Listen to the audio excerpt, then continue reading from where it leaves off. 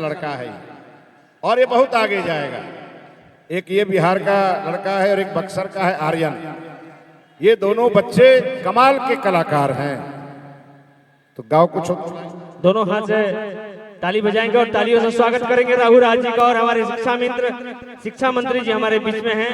दोनों अभी खैर हम लोग सभी को बतैले रही कि हम बैकुंठपुर क्षेत्र से ही आवे तो एक लाइन बाबा जी खाती गए और आप सभी बहुत सारा आशीर्वाद देवे तुहरा रघुआ जिएला रउआ रघुआ जिएला दुनिया के मेला में रउआ रघुआ जिएला दुनिया के मेला में कितना मुरील दिलवा से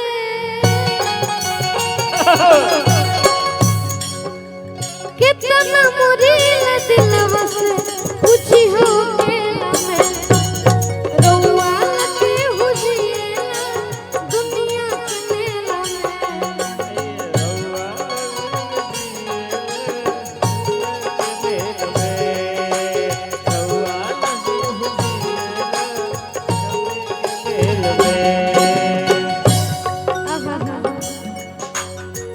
ठीक ठीक म्यूजिक बजाए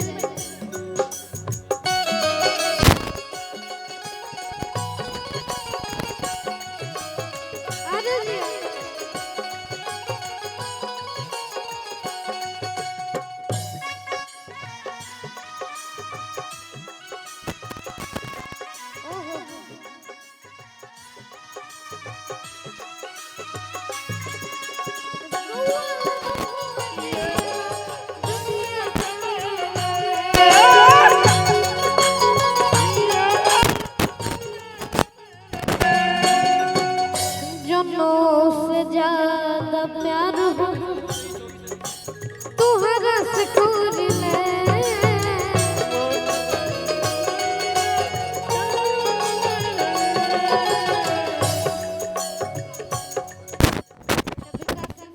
बहुत सारा आशीर्वाद मिथिलेश बाबा जी के आशीर्वाद से एगो हमार कार्यक्रम 24 तारीख के सिंहासन धाम में बा तो हमरा ई देख के हेलो हम गाई लेकिन रुआ एक बार हमरा साथे डांस कर कतना मोरिल दिलवा पूछी हो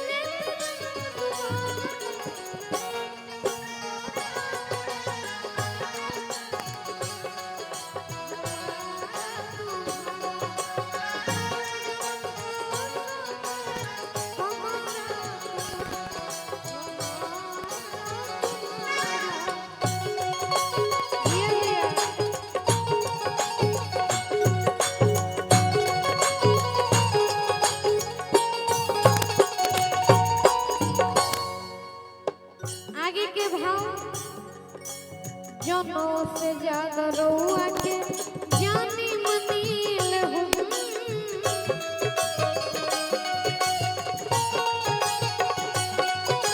जनों से ज्यादा रउआ के जानी मनील हूँ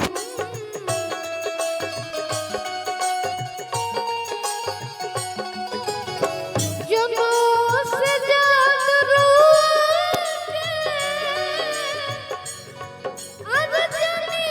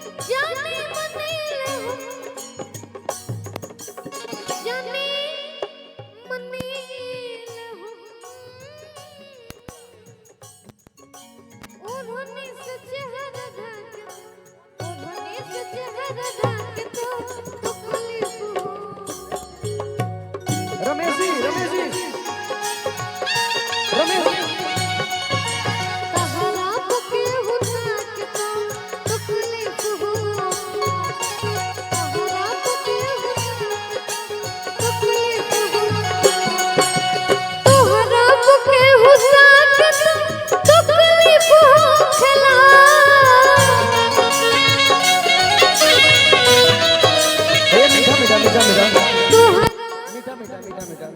मैं निवेदन कर रहा हूँ रमेश जी, हमारे पुलिस प्रशासन के एक दो लोगों को लेके और धनंजय शर्मा जी और डिम्पल सिंह जी को आप जरूर लेके मंच तक आ जाए प्लीज, निवेदन है आप सबसे। और चाहो वो माइनर दे दे।